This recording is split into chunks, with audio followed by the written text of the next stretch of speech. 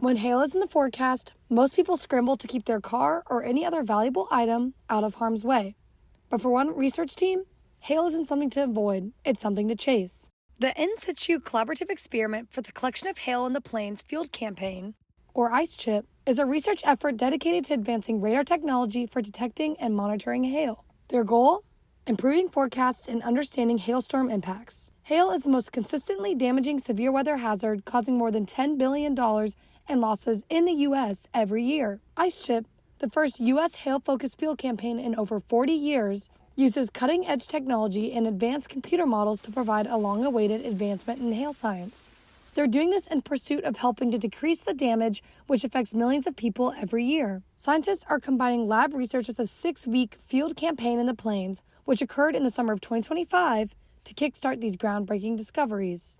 Dr. Matthew Cumgen, a professor of meteorology and atmospheric science at Penn State, is one of the members of the steering committee. The committee began planning the research activities and proposed all the hypotheses before they ever even went into the field. He, along with 4 others on this committee, had been preparing for the 6-week excursion months before they ever left. Dr. Cumgen also worked with other scientists here at Penn State during the actual campaign. For the field project itself, I was with Dr. Kelly Lombardo here at Penn State as well in our vehicle, the instrumented vehicle we call the Narwhal. And so our mission was kind of multifaceted. We were launching windsondes, which are instrumented sensors on balloons, in the near storm environments and then even in the inflow of storms, and many of them actually went into the storm. The Icechip campaign was made up of upwards of 50 principal investigators from 20 institutions. It also served as an educational effort, training 32 undergraduate students and 20 graduate students across 10 different universities. My main responsibility was supposed to be working on the CAL radar truck, which stands for C-band on wheels. I also got to help participate in ground collection. I got to launch soundings. I got to drive vehicles with machines in the back and stuff. So essentially, I did many different things for data collection. Getting the opportunity to conduct this research was no easy feat.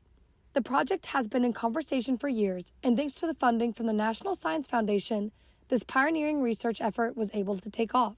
And so the federal funding, yes, it allows for these types of field campaigns, which are just unheard of from other sources of funding.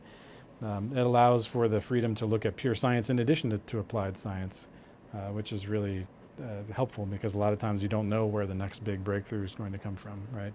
And a breakthrough could not be possible without some hands-on research. The 6-week field campaign across the plains was launched in May 2025, gathering a wide range of different testable quantities. So we measured temperature, relative humidity, wind speed, and direction pressure at the surface as wherever we were driving around, so inside and outside the storms. We had an instrument on the roof that was an impact disdrometer, so it measures every impact from a hailstone and determines its size and impact kinetic energy.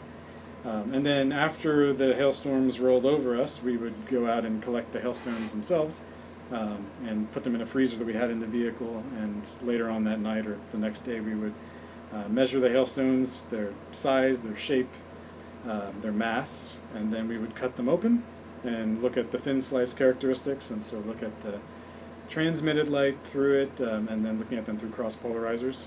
To capture a wide range of different weather patterns, the team, with about 20 to 30 vehicles like the one behind me, was deployed across the plains, traveling thousands of miles to collect data for a variety of different environments.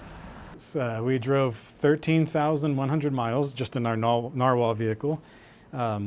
We went to 21 different states, so everywhere from very southern Texas near the Mexico border all the way up to north central Montana, and then over to Minnesota, and basically everywhere in between. So we went wherever the hailstorms were. The wide range of data being studied by a multitude of researchers will be key to answering questions meteorologists have explored for many years. They're investigating around 20 different hypotheses, including how storm strengths, size, and shape influences the hail it produces, and whether the hail sizes change in different environments. They're also working to make hail forecasts more accurate by testing how well computer models can predict when and where the biggest hail will fall. Improvements the team is making in reading radar data is a key component which will help to further predict and warn people of hailstorms. However, all of this research will take years to process and review, especially due to how large the project is. Ultimately, while the science behind the research is complex, the motivation is simple: keeping communities safe. Just people in general trying to give better warnings for hail. Like if we can look at a radar image and better predict that there's going to be certain types of hail associated with this storm, we'll be able to give out warnings and stuff, because right now a lot of what like goes out in the warnings is based off of like ground truth reports. So I think just being able to better help warn people is something that'd be useful. While most people run from hail, this team is chasing it to make a difference, transforming danger into discovery. That sense of purpose has led this groundbreaking effort into marking a thrilling new era for hail research. I'm excited personally, and I think that the community, our research community, is excited about the prospects of the next few years. This Icechip field campaign was the first time in over 40 years that there's been some sort of dedicated project to study hailstorms and all aspects of hail. And with all the latest technology, we had some incredible new sensors and new systems out there. It's certainly going to open a lot of doors to discoveries. And so it's a very exciting time to be in hail research. For Weather World, I'm student meteorologist Liz Plumb.